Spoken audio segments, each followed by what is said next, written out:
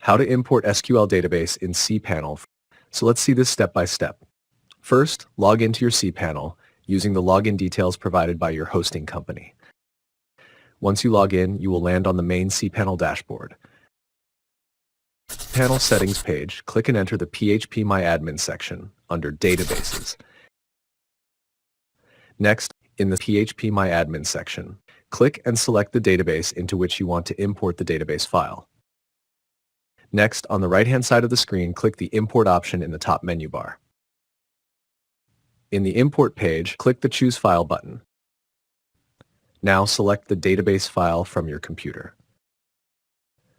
Finally, click the Import button at the bottom of the page. Import may take a few seconds to a few minutes depending on the size of the database file. And done. The SQL database file has been successfully imported into cPanel.